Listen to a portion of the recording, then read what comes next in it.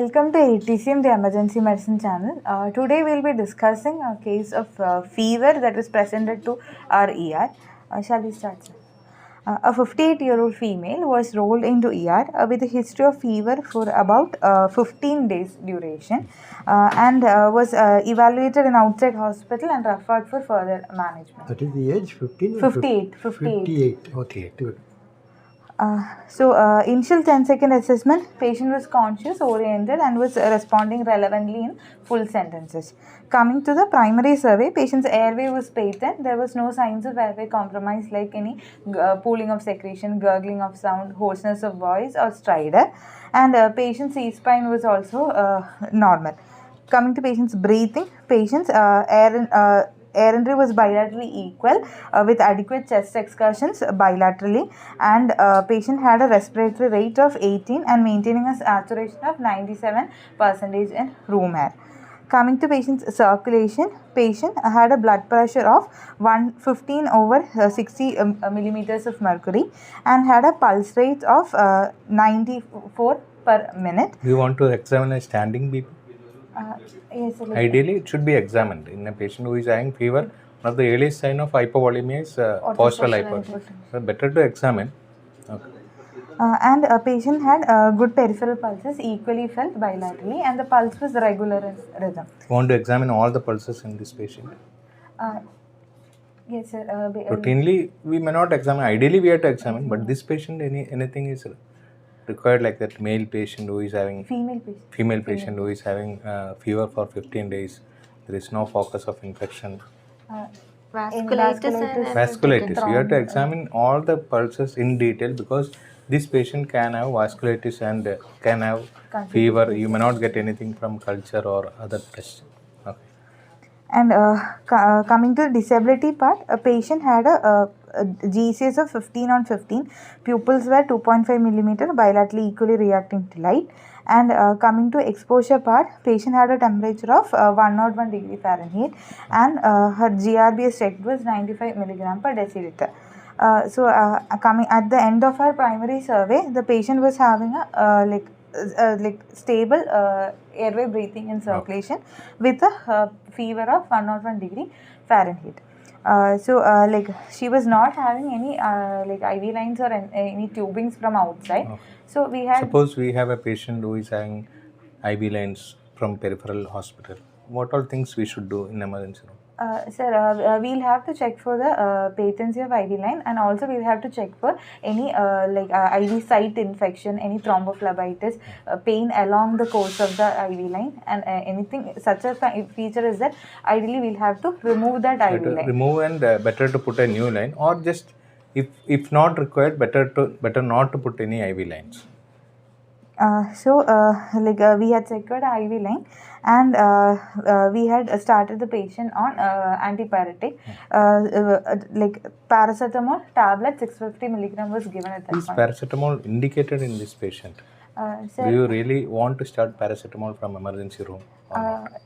The cases where we should definitely give an antipyretic is like if a fever is associated with seizures, any MI, stroke or pregnancy, all these conditions we are it is mandatory to give an antipyretic. Otherwise we can start on tepid sponging and all those things. And here it is a long-standing fever, so we don't know whether it is a drug fever or anything.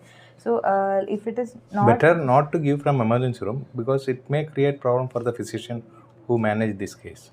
So we will not be knowing what is the pattern of fever, whether it is related to drugs what he is taking. So better to avoid paracetamol if there is no discomfort to the patient. If the patient is having discomfort due to fever, then you can give. Otherwise, better to avoid. Scientifically, better to avoid. With this primary survey, we went with the sample history. So patient has no non-allergies. She has no previous medical history, and she is a para 2 living P2L2 with a history of hysterectomy done 21 years back, and the last childbirth was around 30 years back. And apart from this, there is no significant medical or surgical history, no chronic medication history also. So the patient is vaccinated against COVID-19. Both the doses of vaccines have been taken, and the patient had complaint of Can generalized. vaccinated patient develop a COVID infection? Yes, sir. It's possible. The patient had generalized body pain and associated with throat pain for like it started like around 14 to 15 days back, and following that the patient had developed fever associated with chills and rigor, and along with that she also had like 2 to 3 episodes of loose stools on that day. So, with the history of this fever, sore throat, fever with chills and rigor, sore throat, and loose stools, they went to hospital, and she was evaluated there. Found to have elevated like inflammatory markers. The ESR was like around 118. C reactive peptide was like 177, and her total counts were 19,000. And there they did a urine routine showing like 2 to 3 pustules with the bacteria present. So she was like started on Bacteria present is significant in urine? Is it significant? contaminant can be there. It is not significant. To female patient, bacteria present doesn't mean anything. So they had done a urine culture there which was showing a E. coli, which was sensitive to. What is a colony count? That is very important. When you're treating a UTI, culture positive means it is just shows the bacteria. But what is a colony count in first culture? That is very important. What is a colony count? So it was significant, like more than 10 days Okay. to 9 colony counts. Okay. So it was sensitive to piperacin, tazobactam, cefotaxime, magnex, cefixime, ciplox, ceftriaxone and all. So they had initially started her on piperacin and tazobactam and doxycycline, and was late. In a patient who is saying female with first time UTI, do you really want to start piperacillin and tazobactam? No, sir. Like E. coli is a bacteria. we can like, It's sensitive to cefixime. it is sensitive to cefixime and all. What will be your ideal antibiotic of choice?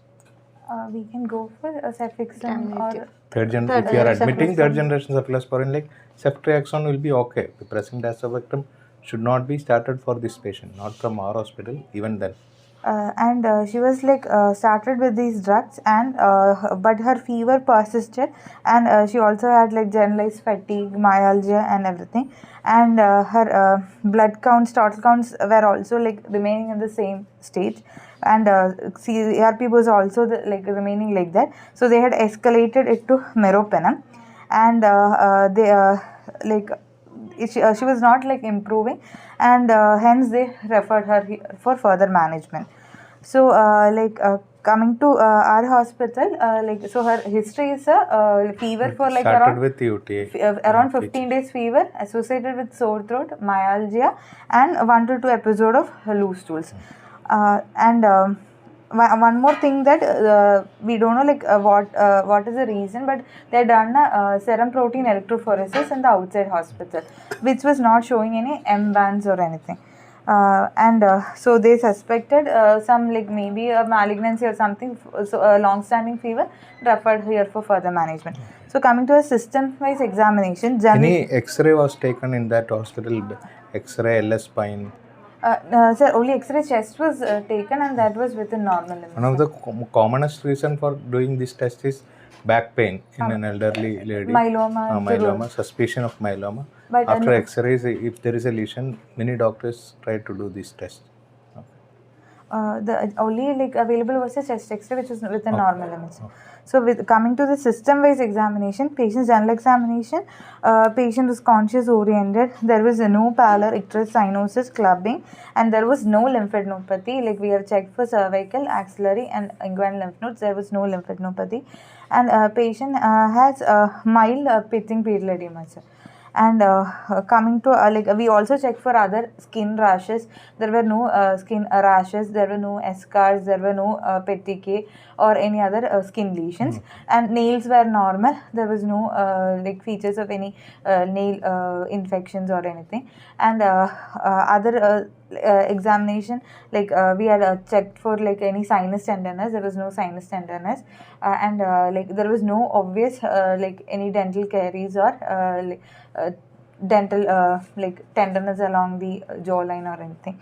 And others Have you asked for a gynec consultation in this patient? no gynec Is it important?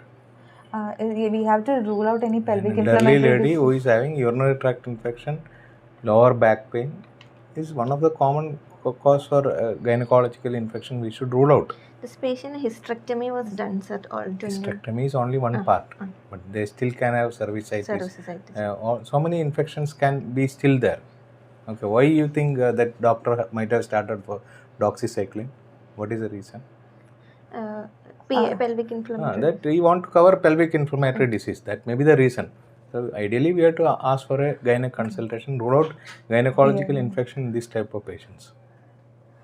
And other major system-wise examination, her respiratory system, air entry was bilaterally equal. There was no added sounds. Per abdomen was soft, non-tender, and there was no organomegaly. And like CVS, S1, S2 was normally heard, and there was no added sounds. Want to examine the breast. Breast examination, is it important? Yes, sir. All these things should be done. This is a lady who is having a postmenopausal lady who is having prolonged fever. Nobody is able to find out the focus. The breast is very important focus. We have looked for any lump or anything. Anything. Infections, lump, whatever it is. And when you discuss about fever, you have to have hydration status. Patient's hydration Other status. hydration, urine output, mentation.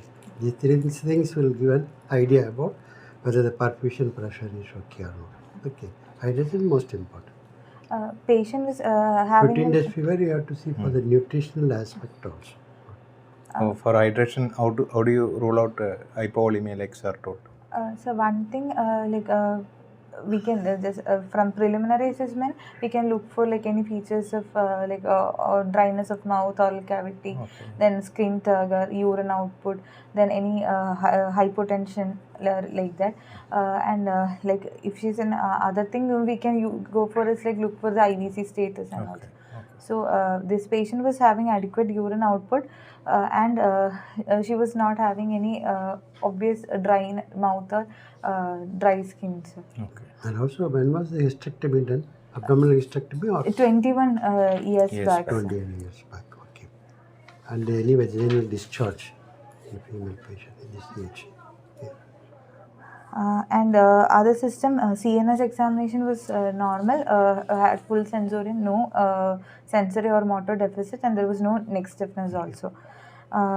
So this was the basic like history and the Blood sugar level initial? sir, 95 milligram per deciliter. You want to do an echo in emergency room? Yes, sir. We have to do a echo. The thing is, long-standing fever. We have to rule out infective endocarditis. We had done an echo, and it was not showing any vegetations, and the echo was normal only, sir. If there is some slight MR or TR something, what additional information, what additional tests you want to ask in this patient? Suppose this patient is having a slight mild cardiac lesion, but she never. You have to ask for transesophageal echo because infective endocarditis most of the time you may not see in a routine echo.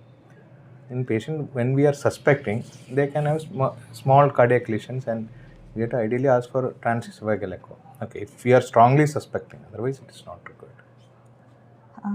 So this patient, we had gone for the routine blood test. Yes. So she was having a total count of 15,000 with a CRP of 170. Okay. And her platelets were 239,000. It is our lab well. Our lab well. Is there any discrepancy improvement? Not much of an improvement, sir. Outside hospital also it was like the same only. And platelet count of 239,000, and we had done a procalcitonin which had come to be 3.68. 3.6. Her other electrolytes were within normal limits. Renal function test was normal. The liver function showed bilirubin was normal with slightly elevated SGOT-PT, like 120 and alkaline phosphatase. Alkaline phosphatase was 122, sir. Okay. If alkaline phosphatase is elevated, SGOT, SGPT, like what you told, in this patient, what differential diagnosis you suspect? A lady who is having elevated SGOT, SGPT in hundreds, alkaline phosphatase is more than 300. What suspicion you can have? This granulomatous hepatitis, one of the common presentation of granulomatous hepatitis is like this: prolonged fever, elevated SGOT, SGPT in hundreds, elevated alkaline phosphatase. If it is a female patient, you have to suspect autoimmune hepatitis. Okay, but both looks same in clinical picture. And other tests, like the electrolytes were all within normal limits. Apart from this, like she had a hemoglobin of around 10. Okay. The peripheral smear was done. It was showing normocytic normochromic picture, Okay. and there was no band forms or no blast cells. Globulin level in LFT? Yes, her albumin was her albumin was 2.4 and her globulin was 3.9. Okay. And It's reversed. a slight reversal was there. Okay. So maybe because of this, they might have done a SPEP outside, protein electrophoresis outside. We still want to consider a chronic liver disease in this patient. Ultrasound was done, which was not showing any features. Direct ultrasound may not show mild hepatic disease. You have to ask for a fibroscan. Okay, that may pick up the lesion. But still, if the patient is having elevated SGOT, SGPT, AG reversal, we have to always think about a prolonged chronic hepatitis picture. Okay, maybe that may be part of the illness or maybe something else. With this, other tests. PTNR is done? Yes, sir. INR was normal, sir. 1.01. Normal only. INR was normal, and her other test we did was ferritin was done, sir. What is the ferritin? Her ferritin levels had come to be 37,000. So what all differential diagnosis you can put when the ferritin is very high like this? This much high ferritin value one thing is commonly seen as the adult onset Still's disease. Adult onset Still's disease is one of the commonest condition. A female patient who is having fever, all systems slightly involved, high degree fever, high ferritin. Adult onset Still's disease is one differential diagnosis. Then any infections. Triglycerides done? Yes, sir. Triglycerides done was 116, sir. It's okay. If it is, that is also high. We have to rule out a HLH, sir. Macrophage activation. Sir. Okay. But there was no bicytopenia, splenomegaly, other. Partial HLH is possible. See, when you tell about a criteria, all should be there. If partly that is there, then it's a partial HLH. Triglycerides was normal. Then other thing was her LDH was also elevated. It was how much? 800. So that shows hemolysis. One is hemolysis, but do you have any evidence of hemolysis here? What else? If the patient is having high degree fever, LDH alone is elevated. Rest all things we are not able to trace. What is the commonest differential diagnosis? Atypical infection. That is hemolysis. A typical infection, hemolysis. Lymphoma is one of the strong possibility. When you have very high LDH and patient is having high degree fever, evening rise of temperature, chills, lymphoma should be ruled out. But this patient does not have any lymph nodes. Is it possible to have lymphoma like that? Lymphoma can occur any organ, like it can occur in the spleen, it can occur in the abdominal lymph nodes. So you may miss all these things. Okay. So again, you have to look for lymph nodes. How do you look for deeper lymph nodes? Ultrasound. Ultrasound should be done. You have to look for ultrasound in the neck, axilla, everywhere. Okay. And other thing was later from the outside hospital they had sent for a set of other investigations. Yes. So the blood culture done there was sterile. So laterally we got the reports. Blood culture was sterile. Her the tests for Wheel Felix test done was positive. Okay. But other tropical fever evaluation like dengue, lepto, malaria, all these were negative, sir. So Wheel Felix test indicates what? Wheel Felix test basically based on the which antigen is positive. It can be like basically it's a rickettsial fever. Okay. So we can diagnose whether it is scrub typhus or epidemic typhus and all those things from Okay. that. But we can't say it is a 100% like a specific test, because there can be false positive also. If the patient is having a maybe a UTI because of the proteus, or maybe like a typhoid, all these conditions, there can be false positive also. What is strongly against scrub typhus in this patient? It can be scrub typhus, but there are some points which are against scrub typhus. Like more than 50% cases there will be eschar present, sir, Okay. but this patient is not having it. Doesn't have. That is a strong point against scrub typhus. Then other thing is like she has no history of any travel Contact. to forest or like that type of Endemic vegetation. area. She's not from endemic area. And like Then central one more Kerala. strong reason is that this patient is already received doxycycline From for outside some days. Only one dose of doxycycline is enough to kill all the bacteria in our body. But unfortunately, this patient has not responded. That's a strong point against scrub typhus, but the test has become positive. If you want to confirm this, what you do? We can do a IgM scrub typhus test, sir. Or It's, PCR. PCR can be done. So our hospital IgM scrub typhus is available, so we have sent for that. Okay. So If it is scrub typhus resistant to doxycycline, we can go for azithromycin, sir. Okay. Okay. Any other drug is Chloramphenicol. okay. Old drug like chloramphenicol. Okay. This patient, like basic thing is we have to like evaluate for us, like we have to take it as a PUO. So now, this sir. PU admitted to your ward, like in your ICU. What are the things you take care for him? What are the things you do for this patient to make a diagnosis? So first It will be thing- difficult to make a diagnosis from emergency room. ICU, you can make a diagnosis. But what are things you will do for first of all? For this First thing is strict temperature charting, sir. Okay. So stop all the drugs. Remove IV lines. Then strict temperature Temperature check. monitoring. Okay. Then we have to like maintain her hydration, nutrition, all the supportive things have been done. Okay. And as a Do diet, you want to continue the antibiotics which were given? Or if you want to stop, how do you stop? If you want to continue, how do you continue? we can send for the blood culture, and then if not required, Is there any reason to continue antibiotic here? You have a reason. here, What is the reason? the UTA was there, sir. No, that is treated. Normally, female UTI should be treated for 7 days. It's not a complicated UTI. But what is the reason to continue antibiotic here? Procalcitonin is elevated. Procalcitonin is elevated, but it is only 3. Still, it is elevated. That means the patient may be responding. So, you can continue. But ideally, when you are treating a PO, you should stop all the antibiotics. Why should we stop? It can be drug fever, sir. How do you diagnose drug fever? Basically after stopping everything, if the patient improves, How do you suspect? there will be like high degree fever with the relative bradycardia. A high degree fever, relative bradycardia will be there, but patient will be Not asymptomatic. See, normally when you have an infection, fever will be there, we will be Toxic sick, will be. toxic.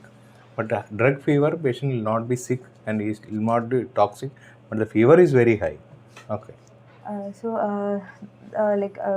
want to do a CK for this patient? Yes, sir, total Why? section. Basically, if it's any myositis or like High degree fever. basically neuroleptic malignant syndrome, Okay. So everything. we have should be seen ruled so many patients who are admitted in our hospital, high degree fever, but rigidity has to be there. Many patients may not have rigidity. CK will be, if CK is elevated, that is possibly NMS. Okay. So we should keep all these things in mind because all patients will not show all clinical findings. Her total CK done was normal. Normal. Normal. We were talking about myositis. What myositis is common in this age group?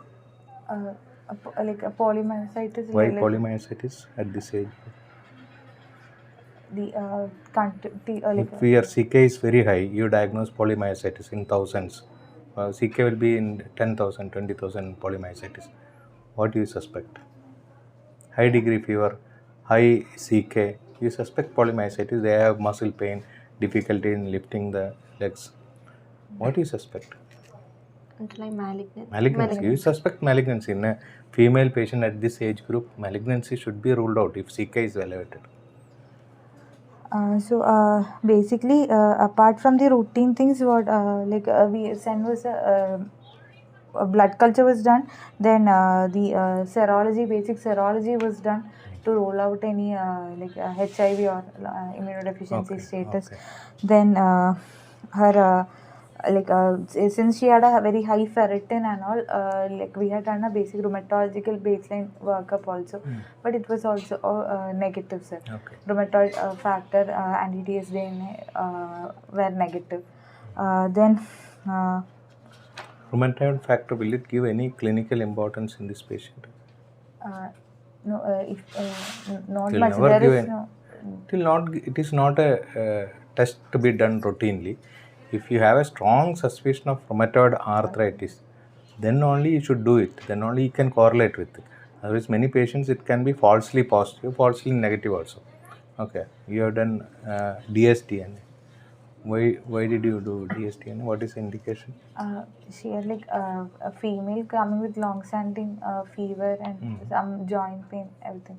So we some variant of SLE. Okay. Normally, SLE presents with skin manifestation. If skin manifestation is not there, they can present with other manifestations. But you should have a strong clinical suspicion to do all these tests. Otherwise, this test, suppose it is positive, you'll be making a false diagnosis. Okay. Because false positivity in all rheumatological tests are possible. Unless until you have a strong suspicion, you should never do it. Then other things we have to do is we have to one thing is echo, then other thing is we have to go for a oral evaluation. Okay, that is very important, oral evaluation. Dental abscesses, caries, Sinus. then sinus should be evaluated for. Then other things. What is, happened to this patient afterwards? Right now, tests have been done, sir. Only positive so far is that VG Felix, waiting for the IgM report to come. So we are in the workup phase, sir. If at all we are not coming to conclusion, then we'll have to go with something like a CT abdomen or CT thorax, and if at all that is also coming to be negative, can go for a PET scan, sir. Okay. And if we are getting any positive lymph nodes in the ultrasound, we can go for a biopsy of the lymph node. Okay. And since peripheral smear and all are not showing any much of finding, we are not at this point thinking of a hematological malignancy. Otherwise, we should have gone for a bone marrow biopsy and in that line of evaluation. Sir, anything else? No, absolutely. Why you want to do bone marrow in this time, in this patient? This patient, sir, peripheral smear and all is normal, so we are not planning of it now, sir. Why, suppose you want to do a bone marrow, what all things you can pick up from bone marrow? One is What all hidden infections can be there in, most of the infections can be there in bone marrow, but some hidden infections can always be there. parvovirus infection. That is when there is bone marrow suppression. Somebody is having low counts, then you suspect parvovirus infection. That will not produce fever. That produce mainly pancytopenia. Here counts are elevated. That means there is a bone marrow irritation or stimulation is there. So if you are doing a test, you can get some findings. Any this HLS findings? That you can get. TB can be there in bone marrow. Sometimes it can be an irritant lesion, so patient can have elevated counts. But after sometimes continuously patient is having bone marrow TB, then counts will come down. This is called as myelothiasis anemia. Okay, so you have to do a bone marrow, and many infections like salmonella can be there, malaria can be there. So many hidden infections can hide in the bone marrow. So sometimes you will have to do that. Okay. Then other thing is a PET CT. If not, Okay. we are getting both infection and Inflammation. You can find out the focus of inflammation. Then from the focus, you have to find out whether it's a malignancy or something else. Okay. But gynecological examination is very, very important. You have to ask for a gynec consultation to rule out pelvic inflammatory disease. That also mostly ruled out because we have already given doxycycline and azithromycin. That is the treatment of choice. Okay. Scrub typhus you are discussing. What are the clinical presentation of scrub typhus? Is it common in our state? Sir, if there is there are cases reported in like Kerala, and Kerala mostly northern Kerala and southern Kerala. Like central Kerala, it is not much common. It is basically caused by a rickettsial organism, Rickettsia or Orangeria sumsumanchi. Basically, it presents with like fever, rash, and lymphadenopathy, all those findings. And the typical sign is a eschar. That is the mite, like a bite site. There will be a eschar, which is pathogenic. So this patient has become now a PUO, pyrexia of unknown origin, by definition. This patient is admitted in hospital. We are not able to find out what is the Cause of reason the for TB. that. So next level of investigation should be done. That is beyond the scope of emergency medicine. Okay, thank you.